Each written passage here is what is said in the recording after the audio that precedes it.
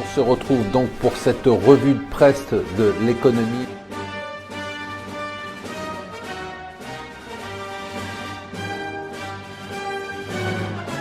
Bonjour et bienvenue sur Mon Financier pour la revue de presse de l'écho. Nous sommes le vendredi 8 juillet.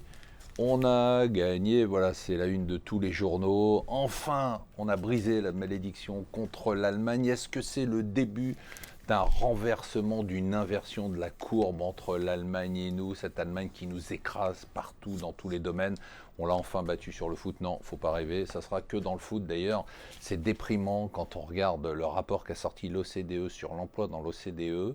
Je réalisais pas, mais la moyenne du taux de chômage dans l'OCDE, c'est 6,4%. Alors que nous, on est au-dessus de 10%. Devant nous, il y a l'Espagne et l'Italie, mais derrière, il y a tout le monde.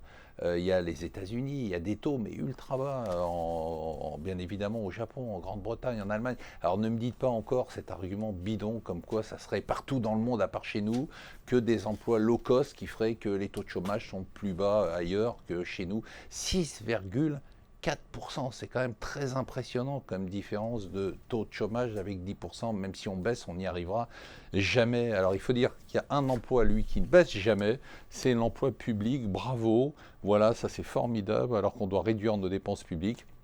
Les Échos nous annoncent que l'État continue à embaucher à tour de bras des fonctionnaires, voilà, c'est rassurant.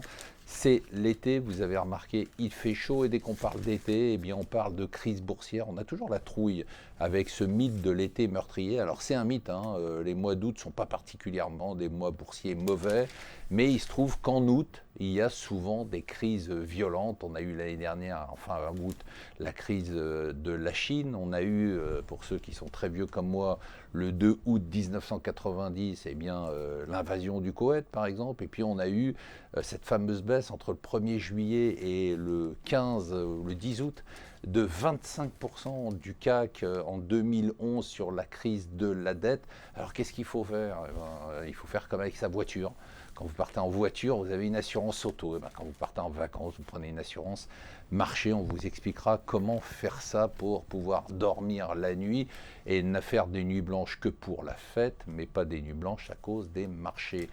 Intéressant, dans le Financial Times, on nous explique qu'est devenu le bonus de la baisse du prix de l'essence aux États-Unis. Vous savez que les Américains consomment beaucoup d'essence. Quand l'essence baisse là-bas, eh bien, ça leur fait un gros bonus. Ben, qu'est-ce qu'ils en ont fait? Ben, ils ont d'abord roulé plus, ensuite ils ont amélioré la qualité de leur essence, et puis d'autre part, ils ont mangé plus, et surtout à l'extérieur. Ça veut dire qu'on a trouvé enfin une nouvelle corrélation entre le prix de l'essence et l'obésité. Voilà, c'est le dernier scoop de Mon Financier. Surtout, ne loupez pas ce soir sur BFM Business à 19h. C'est votre argent exceptionnel, exceptionnel parce que c'est la dernière émission de la saison et on va tout casser. Voilà, restez avec nous sur Mon Financier. Bon week-end.